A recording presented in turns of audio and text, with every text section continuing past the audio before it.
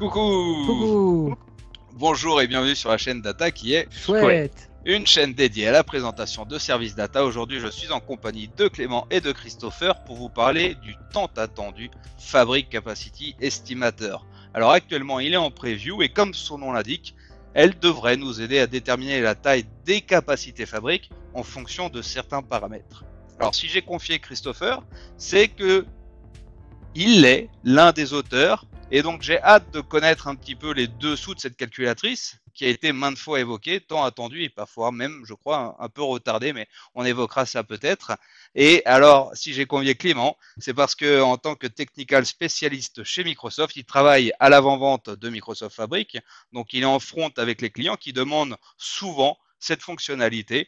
Donc on va voir qu'est-ce qu'il a reçu comme demande, on va voir si cette calculatrice répond à ses besoins. Et on va voir si les nouvelles fonctionnalités que Christopher nous partagera peut-être vont pouvoir y répondre. Effectivement, merci beaucoup Romain pour ton invitation. Je voudrais revenir sur un point un peu général sur Microsoft Fabric. Effectivement, c'est un outil qui est nouveau. Par contre, derrière cet outil qui est nouveau, il y a aussi un buzzword, c'est-à-dire qu'aujourd'hui, on a plus de 19 000 clients dans le monde qui se servent de Fabric et de ses fonctionnalités. Et vous vous doutez bien que nous, en tant que population technique ou bien les partenaires, nous ne pouvons pas estimer tous les besoins de nos clients. Et donc, on avait tout simplement besoin de redonner de l'autonomie à ces différents clients afin qu'ils créent leurs propres offres autour de Fabric. C'est pour ça qu'au travers de cette vidéo, on va revenir sur trois grands pans différents, qui a été d'abord la genèse de l'outil, de se poser les bonnes questions, de se dire pourquoi on a donné cette physionomie à cet outil, et je vais vous spoiler la fin de la saison, pourquoi on a voulu lui donner une attraction et un côté simple, on va dire, tout simplement dans son utilisation. Dans un deuxième temps, je reviendrai aussi sur la réalité derrière des data platforms chez nos clients, parce que effectivement, une data platform avec Fabric, ça peut paraître simple, et pourtant, il y a quand même des grands principes à prendre en compte. Et bien sûr, nous finirons avec une démo. Merci. Donc Christopher, est-ce que tu peux nous parler de la jeunesse de l'outil? Bien sûr. Donc, en tant que Cloud Advocate Data, mon équipe et moi, on a eu la chance d'accéder à Microsoft Fabric plusieurs mois avant l'annonce du produit, même l'annonce en interne, et à pouvoir jouer avec. Et j'ai de suite été séduit par ce côté unifié et ce côté simplicité. Voilà, j'arrive dans l'outil, en 2 clics, j'ai créé un data lake, je n'ai même pas eu à choisir ma région de stockage ou toutes les questions de networking, etc. Je suis dans l'outil, pouf, je lance un notebook. J'ai pas eu à setup de cluster Spark, j'ai même pas entendu parler de Kubernetes. Et puis je fais un clic droit et j'ai un rapport Power BI qui est connecté à mes données. Voilà, j'ai vraiment eu le sentiment qu'on avait affaire à quelque chose de nouveau sur le marché même, au-delà d'écosystème Microsoft. Et en fait, après avoir fait ce petit scénario moi-même pour mon premier cas d'usage d'un Fabric, je me suis dit, mais combien ça coûte? Alors, on était juste avant que le produit sorte et soit annoncé, donc le business model était pas du tout finalisé. Et puis les semaines et mois ont passé, puis on a annoncé le produit, puis on l'a lancé un public preview. Et en fait, cette question-là, elle est restée en suspens pendant très longtemps. Euh, on a commencé à avoir des réponses, certaines choses sont arrivées dans la documentation, mais finalement, voilà, partir de son cas d'usage, de son architecture ou des services qu'on veut utiliser dans la fabrique, et puis en déduire combien ça coûte ou de manière indirecte, quelle est la capacité fabrique que l'on a besoin pour supporter notre charge de travail. Et ça reste jusqu'à présent, jusqu'à cet outil, ça reste quelque chose d'un petit peu compliqué, d'un petit peu nébuleux. Et en tant que technicien, en tant que quelqu'un de voilà, sur la partie technique, ben, la réponse un peu qu'on avait de facto, c'était ben, vous avez qu'à faire un POC, vous avez qu'à monter un petit proto et regarder combien ça consomme de CU. Bon, c'est vrai que c'est pas une réponse acceptable à toutes les échelles. Si on est juste comme ça en train de découvrir Microsoft Fabric et qu'on va avoir une petite idée du coup d'une plateforme, on ne peut pas demander aux gens de passer des semaines à monter un POC pour savoir combien ça coûte. Parce Donc que il y a eu beaucoup de travail en interne. dans l'environnement Azure, on avait la calculatrice. En mode IaaS, on a ces outils-là qui nous permettaient finalement de créer son architecture et de voir à peu près combien ça nous coûtait. Finalement, là, on est à l'intérieur d'un produit même qu'on souhaiterait, puisqu'on a différentes expériences, différents workloads, avoir finalement une architecture et un coût associé à cette architecture. Et oui, tu fais bien de faire le parallèle avec la calculatrice Azure, parce que la calculatrice Azure, elle est adaptée pour un mode IaaS ou PaaS. Mais en fait, Fabric, c'est du mode SaaS, Software as a Service, sauf qu'au lieu de facturer au siège, nombre d'utilisateurs par mois, comme c'est le cas par exemple avec Teams, Microsoft 365, etc. Là, en fait, c'est un coût à l'usage, mais de manière indirecte, avec cette monnaie dans Fabric, les CU secondes. Et c'est ça, en fait, qui est compliqué, c'est manipuler cette monnaie-là. Comment on passe de quelque chose que je fais dans le produit à ça consomme tant de CU secondes, et puis du coup, si je cumule un petit peu tout ce que j'ai à faire dans ma plateforme data, eh bien au final, il me faut tant de CU secondes. Il faut rajouter les concepts de smoothing et de bursting par-dessus pour en final en déduire finalement quelle est la taille de capacité fabrique et donc le coût. Et c'est ça qui est compliqué, c'est cette adaptation d'un mode SaaS avec un usage à la demande. D'ailleurs, Christopher, ça tombe bien que tu parles de cette différence de vision entre les services PaaS et les services SaaS. Quelles étaient nos demandes avant et qu'est-ce qui a changé dans la philosophie avec Fabric? Mais en fait, je dirais qu'il y a deux principes fondamentaux qui ont changé avec Fabric. Le premier, c'est le raisonnement en fait sur notre entrée pour cette évaluation de capacité, où dans le monde d'avant, on était sur des choses très très matérielles. Et puis la deuxième, c'est qu'on ne dimensionne plus pour l'usage maximal, mais on dimensionne pour l'usage moyen. Donc pour revenir sur le premier point, en fait, on avait, si on reprend des chiffrages pour du SQL Server, des licences SQL Server 2005 on-prem, en fait, c'était quoi? C'était combien j'ai de cœurs sur ma machine, combien j'ai de RAM, quel est le maximum que je vais devoir faire sur les 5 ans, parce que j'amortis ma machine sur 5 ans, et puis là, pouf, j'ai un coût de licence SQL. Et finalement, on est passé à du SQL Azure, on est passé à du Hadoop, on est passé à d'autres solutions, et on est un peu tous restés dans la même chose. C'est-à-dire, c'est quoi la taille de mes clusters, et sur chaque nœud d'un cluster, c'est quoi la quantité de mémoire et de CPU. Et puis, je fais un peu un dimensionnement, un chiffrage comme ça, sans absolument tenir compte de l'usage réel que l'on fait sur nos clusters. On peut avoir un très gros cluster qui est utilisé à 15%, 98% du temps. Et ça, justement, c'est la deuxième chose qui a changé avec Fabric, avec l'introduction du bursting et du smoothing, qui permet en deux mots, si vous n'avez pas déjà vu les vidéos sur DataChouette, eh bien, de lisser en fait notre consommation de CU. On va pouvoir faire des pics de conso, mais en fait, ils vont être déduits un petit peu au fil du temps. Et bien ça, en fait, ça fait qu'on va changer son paradigme de dimensionnement maximal de sa capacité, non pas sur l'usage que j'ai au maximum le 31 du mois pour la clôture comptable du mois, mais en fait l'usage moyen que je vais avoir, tout en sachant qu'en plus, on peut scaler à la hausse comme à la baisse des capacités fabriques. Donc en fait, ces deux changements-là nous font vraiment basculer sur toutes les estimations qu'on pouvait faire sur des data platforms qui au final revenaient à faire du IaaS ou du PaaS, mais à dimensionner sur quelque chose de très physique d'un point de vue matériel, même si on est dans le cloud, à une vision SaaS, où là on s'intéresse vraiment à l'usage. C'est combien de workflows j'exécute, c'est combien j'ai de data scientists qui travaillent tous les jours sur ma plateforme. Il reste quelques éléments un peu techniques, mais on change un petit peu de vision en passant plus sur le côté usage que sur des considérations très matérielles.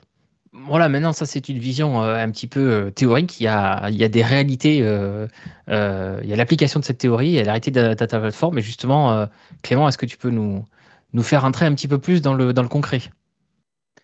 Merci beaucoup, Christopher. Effectivement, aujourd'hui, si on se donne l'exemple du slide que vous voyez à l'écran, on peut se dire une plateforme avec Fabric, c'est très simple d'apparence. Effectivement, on a une grosse boîte dans laquelle on va retrouver l'ensemble de notre architecture avec des moteurs de calcul différents qui vont desservir différents usages. Ça, c'est de la base. Je ne repasse pas sur qu'est-ce qu'est du streaming, qu'est-ce qu'est mon ingestion en mode batch, etc. On l'a bien compris.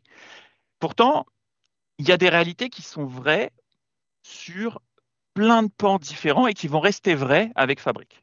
Déjà, l'une des grands éléments de ce type-là, c'est les environnements. Aujourd'hui, quand on attaque sur une data platform avec nos différents clients, on n'a pas qu'un seul environnement de production. Ça veut dire qu'il a fallu qu'on ait une réflexion et de se dire, là, j'ai des environnements de dev, là, j'ai des environnements qui ne sont pas de la production, et là, j'ai des environnements de production. Donc déjà, on va commencer à se dire, quel est mon état de granularité en termes de nombre d'environnements? Ça va être notre première réflexion. Donc, comme vous le voyez sur le slide, effectivement, je vais me poser la question de ce qui est du dev et on va parler de back-end quand on parle plus de calcul, de prod en back-end ou de prod front. Et donc, on est plus orienté sur Power BI only, mais on va aussi avoir des environnements qui vont faire un peu des deux, de la self-service BI ou des éléments comme ça. Ça, c'est la première réalité. La deuxième réalité, c'est quel est le visage de nos data platforms. Encore une fois, une data platform chez un client A et chez un client B, elle ne fait pas la même chose. Alors là, on s'est donné un exemple. Tout simplement, j'ai une data platform qui peut être découpée en 3 grands pans. Une plateforme qui va être plus orientée pour gérer des time series et donc toute la partie real-time intelligence de Fabric. Une partie de la plateforme qui va gérer plus ce que j'appelle du Common Data Platform ou du Platform as a Service, qui va plus gérer toute notre ingestion et toute notre processing de données en mode match. Et puis, bien sûr, de la visualisation avec notre Data Layer Visualization.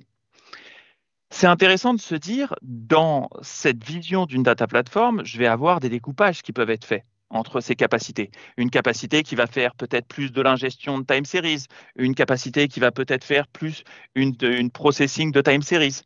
Bref, on commence à se rendre compte que notre capacité ne va pas forcément faire la même chose selon nos clients et selon la dichotomie de l'architecture qu'on a en face. Et c'est là où je veux en venir sur ce troisième point, et qui est le point culminant, on va dire, de cette réflexion. Aujourd'hui, dans Fabric, une capacité Fabric est raccrochée à un workspace.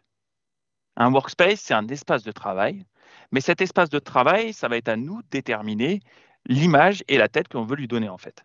De se dire, est-ce que ce workspace est un workspace de développement à des fins d'une équipe de data engineer ou est-ce que ce workspace a été donné à l'échelle d'un produit de production qui est un gold product qui va contenir que du Power BI.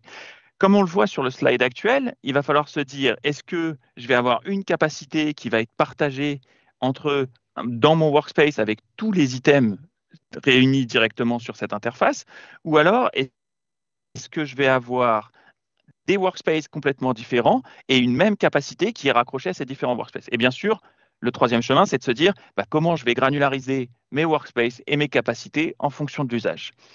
Ça, j'ai une question pour toi, Christopher. Quelle a été la réflexion derrière sur notre outil pour cet outil d'estimation? Sur un workspace qui va consommer des ressources sur une capacité, on va retrouver différents workloads et aussi différentes typologies d'utilisateurs qui vont interagir avec les artefacts sur ce même workspace. On va avoir des lecteurs, on va avoir des développeurs et du coup tout ça va faire consommer finalement ces CU. Donc c'est pour ça qu'il est peut-être aujourd'hui sans cette calculatrice difficile d'estimer la charge que ça va générer sur cette capacité. C'est très intéressant ce que tu dis, Romain, sur cet état de granularité. Et c'est d'ailleurs pour ça, aujourd'hui, que sur Fabric et ces fameuses capacités, on a granularisé leur taille d'une façon bien moindre que ce qu'on connaissait avec les capacités premium. Typiquement, on peut commencer aujourd'hui avec une Fabric Capacity qui coûte à peu près $290 par mois, alors qu'avant, les entrants premium étaient autour de 5 000 € par mois. Donc forcément, on est dans une vision où on va pouvoir granulariser des capacités en fonction de l'usage. Je vous donne des exemples, mais aujourd'hui, j'ai une équipe marketing qui a besoin de commencer à réaliser un de ces enjeux ou un projet sur Fabric. Tout simplement, on va pouvoir lui mettre à disposition une capacité, par exemple une F4, qui va coûter autour de $500 par mois pour déjà commencer à travailler avec, pour avoir l'ensemble des items à disposition, dont les copilotes, dont les capacités même d'IA, autour de cette capacité. Tu as élargi finalement les réflexions, mais ça c'est bon, c'est de la gouvernance et c'est ce que doivent faire finalement nos clients, sans compter le fait que d'une région à l'autre, on va avoir des coûts aussi, des capacités qui diffèrent. Bref, je pense qu'il est temps maintenant de Christopher de nous présenter à quoi ressemble l'outil et voir si ça va permettre finalement de nous assister dans cette réflexion. Challenge accepted. Alors, on a sorti l'outil le 14 avril en public preview pour l'instant et il est accessible donc pour tout le monde sur aka.ms/fabric SKU estimator, Fabric SKU estimator. Et on a vraiment voulu l'outil le plus simple possible. Donc, comme on en a déjà parlé, on va essayer de se baser sur des questions qui sont plus des questions un petit peu d'usage, même si certaines sont bien évidemment techniques. Et ce qu'on voulait, c'était avoir le minimum d'entrées possible. Parce que pour faire une estimation fine, on peut faire des ateliers d'architecture de plusieurs journées avec les clients pour essayer de prendre le maximum de données. Voilà, je ne sais pas si on fait du temps réel, quelle est la taille de vos messages, parce que vous avez des devices IoT, etc. On a essayé vraiment de trouver quels sont les éléments les plus proches du business, entre guillemets, que l'on peut poser comme question et qui ont la plus grosse influence sur la consommation d'un fabrique. L'idée, c'est une estimation. C'est pas d'avoir un chiffre précis à la virgule près, mais c'est globalement de donner une estimation qui est à 90% juste pour 90% des clients et des cas d'usage. Sans y passer 10 heures, on peut faire une estimation littéralement en moins d'une minute. Donc, tout d'abord, on a des questions qui sont un petit peu générales sur notre data platform. La taille totale de nos données, donc là on va dire 1 Tera. Combien on a de pipeline d'ETL globalement qui tournent en batch, qui tournent par jour. Allez, on va être généreux, on va en mettre 2. Et puis, combien on a de tables si on prend toutes nos sources de données, l'ERP, la base qui est derrière le site internet, la base qui est derrière le service client, etc. On compte tout ça, combien de données on va finalement, entre guillemets, ingérer dans Fabric. Allez, on va dire, hop, 200, pas 1250, 250. Et ensuite, on va passer à la partie usage, c'est-à-dire quelles sont les briques, les workloads de Fabric que l'on va venir utiliser sur notre plateforme. Et alors là, déjà, pour rebondir sur ce qu'a dit Clément, en fait, ici, ce qu'on essaie d'estimer, c'est une capacité. Donc, tout ce travail-là qui a été fait en amont, il faut l'avoir fait pour finalement se dire, dans cette capacité, on va hoster telle fonctionnalité. Voilà. Parce qu'encore une fois, c'est simple et il y a plein de cas d'usage, on pourra en parler un petit peu plus tard. Donc là, bon, on va dire qu'on a du Data Factory, du Data Warehouse, et puis peut-être on va même coucher du Spark. Et là, vous voyez que pour certains workloads, on ne demande rien. Ouais, Spark, par exemple, on ne demande absolument rien. Pas le nombre de data engineers, rien du tout.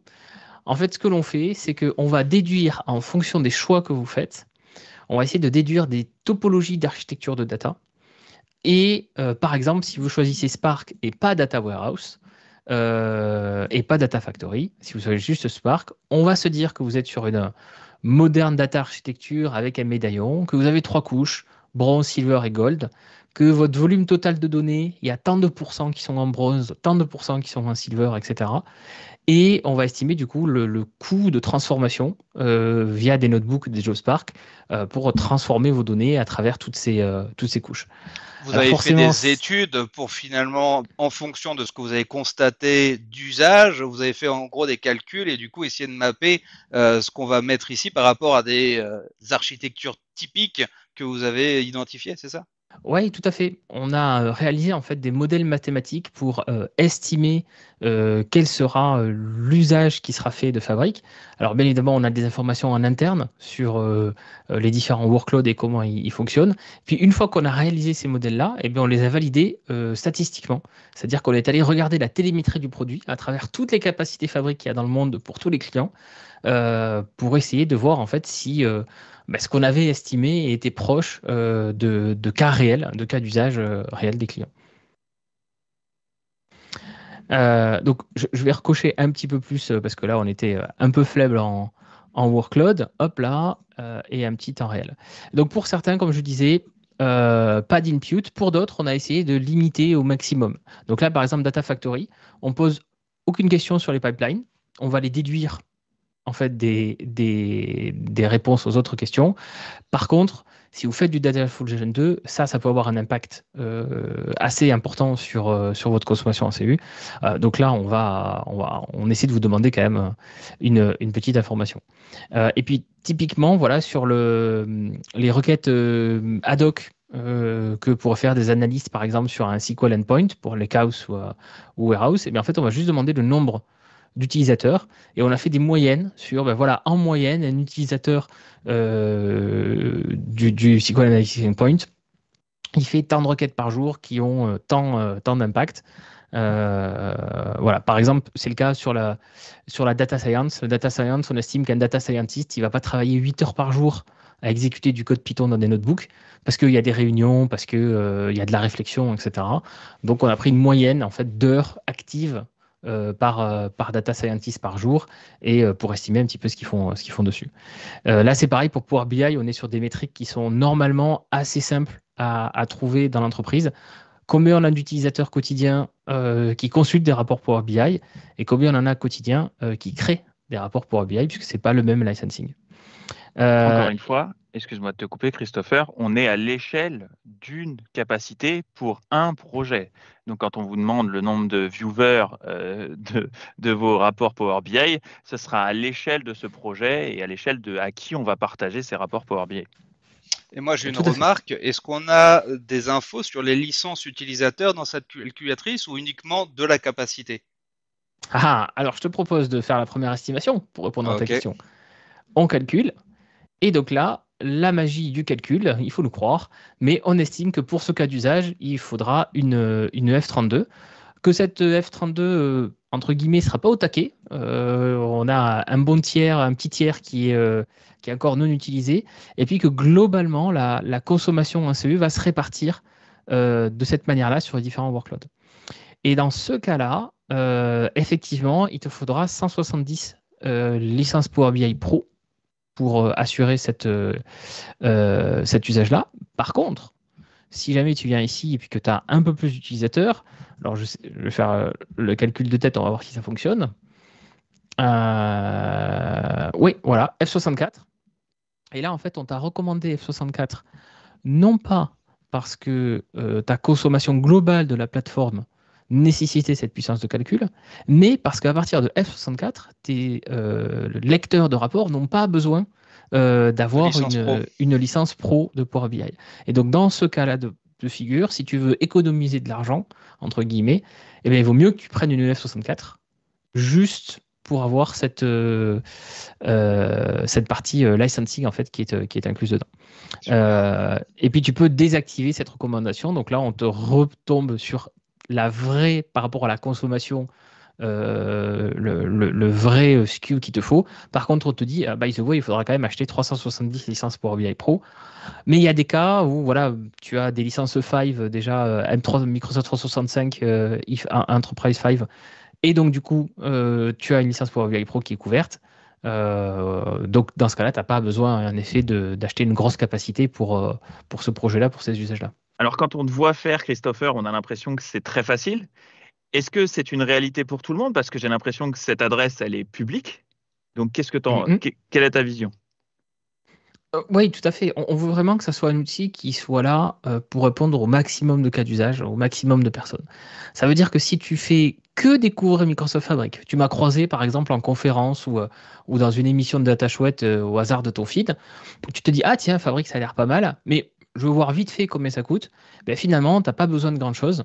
Et puis même s'il y a des choses, tu vois, où tu ne sais pas trop, par exemple, Adobe SQL Analytics, ce que c'est, hop, tu passes dessus, tu as la petite tooltip, et ça t'explique en 2 mots ce que c'est que le SQL Analytics Endpoint et tu as le lien vers la doc pour en apprendre plus.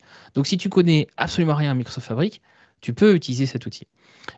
Si tu connais Microsoft Fabric, par exemple, on a le cas de nombreux partenaires qui travaillent pour des clients finaux. Et donc, à un moment donné, ces partenaires-là doivent estimer, quand ils font par exemple des réponses à l'appel d'offres, le dimensionnement de la plateforme Fabric qu'ils proposent. Eh bien, c'est un outil qui peut être utilisé par des partenaires.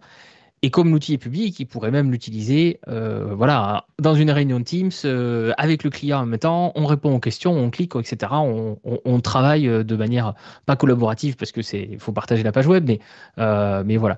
Et puis, on veut aussi que ça soit utilisable par des collègues Microsoftie, et c'est ton cas. Et on commence à voir des cas d'usage auxquels on n'avait pas forcément pensé au début, qui font complètement sens. Par exemple, chez certains de nos gros clients. Mais ça, tu peux peut-être en dire un mot. Ouais, effectivement, aujourd'hui, on le sait, sur Power BI, certains de nos gros clients avaient construit ce qu'on appelle des offres internes. Donc, on avait des services centraux pour ces grandes entreprises qui avaient monté des offres pour leur groupe, pour leurs entités métiers. Et ils l'avaient fait au niveau de Power BI. Et ben, ils sont en train de prendre la même philosophie avec Fabric. Ça veut dire que eux, ils sont en train de construire leurs propres offres autour de cette plateforme. Donc, c'est pour ça qu'on parle souvent de plateforme as a service, parce qu'une entité va avoir envie de démarrer avec Fabric. Donc, ils peuvent lui estimer tout simplement en fonction de l'usage qu'ils vont faire de cette plateforme, la taille de la capacité. Et ils sont en train, en fait, de se construire des offres par rapport à des ABAC qui sont, on va dire, très restreints par rapport à tout ce qu'il faut rentrer. Et c'est là où ça devient intéressant parce qu'on a une vraie montée à l'échelle, en fait, de nos différents clients qui sont en train de se créer leurs propres assets directement avec cet outil. Donc l'outil va nous donner une estimation du SKU, de la taille de notre capacité, mais est-ce qu'il y a un outil pour finalement connaître le coût de cette capacité? Eh bien oui, c'est l'Azure Pricing Calculator, tout simplement, un outil que vous connaissez probablement déjà, dans lequel on a Microsoft Fabric et qu'on peut ajouter à notre estimation. Et en fait, les entrées de la calculatrice Azure sont en fait les sorties du SKU Estimator. Donc c'est la capacité à F32 et le stockage en OneLake. Donc en fait, il suffit que j'aille ici. Ici, je vais faire F32. Et puis, stockage en OneLake, je vais pouvoir mettre mon indication. Et là, j'ai l'estimation de coût. Je peux jouer avec les réserves instances qui permettent de faire baisser le prix. Je peux me connecter avec mon compte si je suis un client et que j'ai des contrats négociés.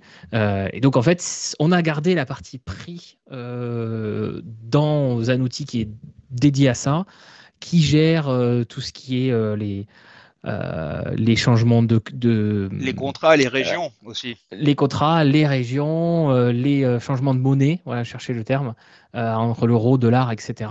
On a voulu un outil qui soit technique et puis à la limite qui parle pas de prix parce que Clément en parlait, les entreprises ou des prestataires de services qui pourraient faire je sais pas moi, de la revente infogérance de capacité fabrique, bah, peut-être qu'en fait une F32, ils vont pas la vendre à 25 000 $ par mois, mais ils vont la vendre à 2 500 $ par mois, pardon, ils vont la vendre peut-être à 3 500 $ par mois, et le markup, c'est tout ce qu'ils font pour gérer la gouvernance, la sécurité, etc.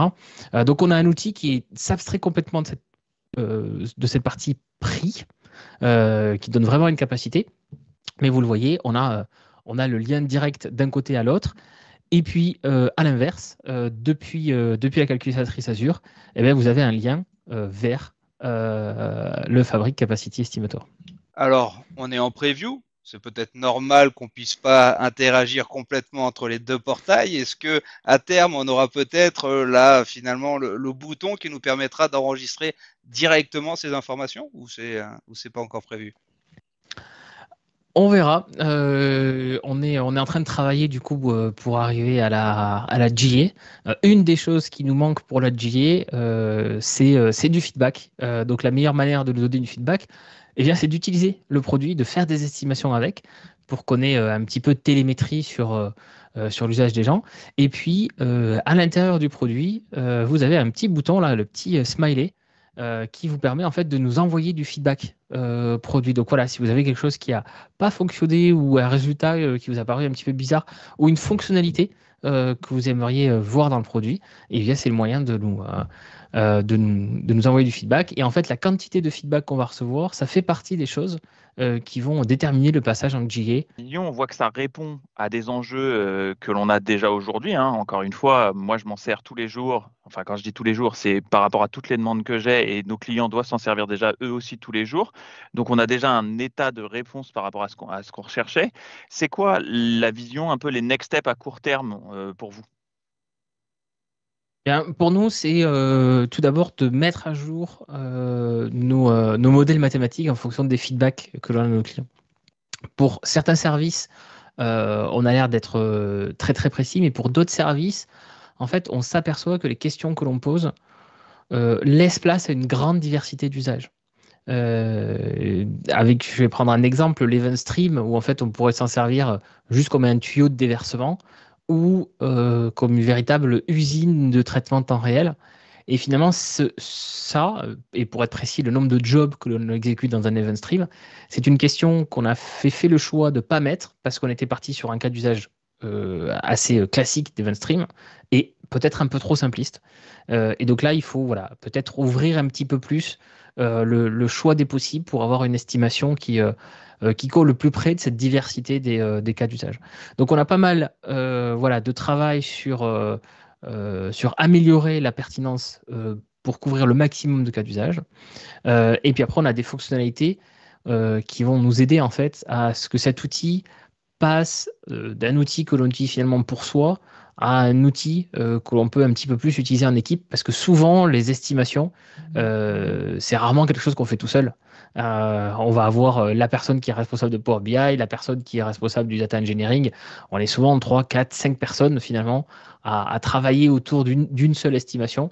Et donc on va voir comment simplifier cette partie-là de travail à plusieurs. Tiens, il me vient une idée, une nouvelle fonctionnalité, si vous ne l'avez pas encore dans votre to-do list, Christopher. Est-ce qu'il est possible aujourd'hui de sauvegarder et de partager notre estimation? Mais bien sûr, tu peux prendre un screenshot ou l'imprimer sur papier. Ouais, bon, je comprends, ça n'a pas l'air de te convaincre comme solution. Écoute, les estimations, c'est fait de chiffres et franchement, quand on pense chiffres, on pense à un produit qui est au cœur de toutes les plateformes data du monde, Excel. Donc c'est pour ça qu'on va bientôt offrir l'export vers Excel, à la fois du résultat de l'estimation et bien évidemment des entrées qui ont été faites pour générer cette estimation. On attend ça avec impatience. En tout cas, merci beaucoup pour cette session. Clément, pour tes retours d'expérience. Christopher, pour cet super outil qu'on utilise assez régulièrement. Donc, n'hésitez pas, si ça vous a plu, à liker la vidéo. D'ici là, n'hésitez pas à vous inscrire pour de prochains enregistrements. À bientôt. Bientôt.